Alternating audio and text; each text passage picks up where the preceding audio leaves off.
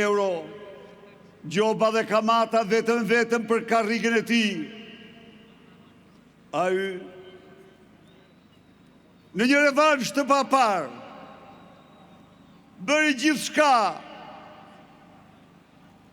që të mbyll çdo hapësirë opozitës.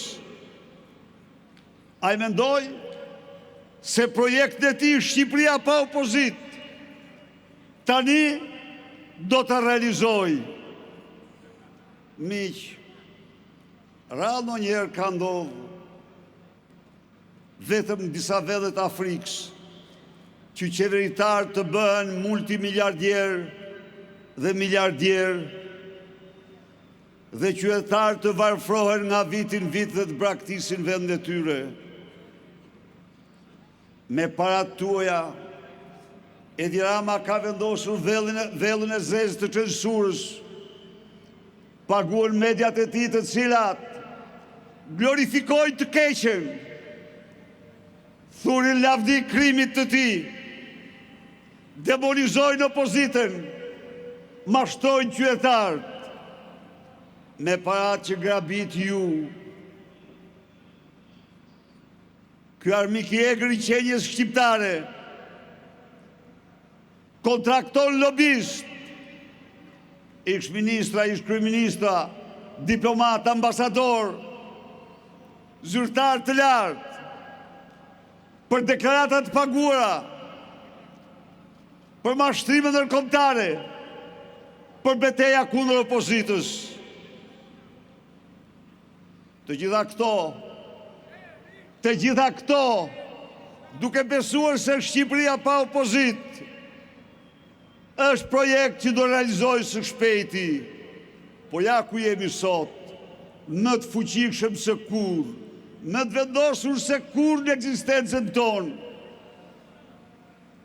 për të përmbysur këtë narkodiktaturë, një lloj si të përmbysëm etrit e tij 35 vite më parë. Miq, këto 2 javë në Shqipëri është zhvilluar një betejë pa shembull. Një prokuror guximtar pezulloi nga detyra zëvendës kryeministrin, njeriu më hajdut pas Edi Ramës në tërë historinë e kombit. Një gjykat turpi u ble, një gjykat supreme kryesore e kombit i hoqi jashtë çdo rregulli mas të pezullimit, e kthej Lubin në detyrë që të vjedh ditë e natë, e kthej Lubin në detyrë që të prish çdo provë, e kthej Lubin në detyrë që si banditët kërcënoj çdo dishpitar. Edi Rama me këtë akt, me këtë vendim që i diktoi gjykatës kushtetuese, na tha ne shqiptarve se unë ju kam vjedhë dhe do t'u vjedhë, pa kufi, pa ndalshëm, sepse jam mbi ligjin, mbi kushtetutën, mbi gjykatat. Reagimi tjetër i tij, i pa shembullt në tërë ekzistencën e pluralizmit. Miq,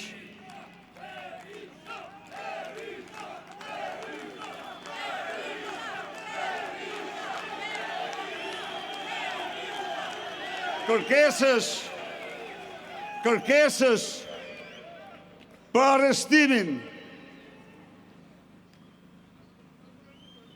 e zëvendës kryeministres, pasi u shtuan aferat të cilat provojnë se Edi Rama dhe ajo së bashku kanë vjedhë, shpërdoruar dhe dëmtuar shqiptarët vetëm me ato afera 1.2 miliard euro. Edi Rama përsëri mbori pushtetin e parlamentit, blokoi parlamentin, blokoi heqjen e imunitetit, kreu grushtin e shtetit, për të shpëtuar në kurën e ti. Po miq, Edi Rama nuk lejoj dhe s'mund të lejon të kur të arrestoj Lubia, sepse e din të mirë se i pari i dyti do jetë ai. Në fakt ai duhet ishte i pari, po i dyti do ishte ai. Edi Rama është autori i vjedhjeve të përmasave të pa imagjinueshme nga ne. Çfarë mësuam ne këto ditë? Ne mësuam se zëvendës kryeministrja në ato teftere që janë gjetur deri sot, ka mbi 300 apartamente, ka dhe 2 jahte luksi, ka 15 supermerkato, ka me qindra prona tjera, por e vërteta është se në qoftë se ajo ka mos këto prona, Edi Rama hyn këtë ndërtesë pasi kishte depozituar në bankat offshore para të vjedhura 200 milion euro. Të kthyer në apartamente, ato janë bash me 1800 apartamente. Dhe të gjitha këto para vitit 2014. Miqtë e mi, Edi Rama nuk do pranoj kur të heq imunitete. Edi Rama nuk do pranoj kur të shkarkoj Lubi Ballukun apo t'jap dorëheqje.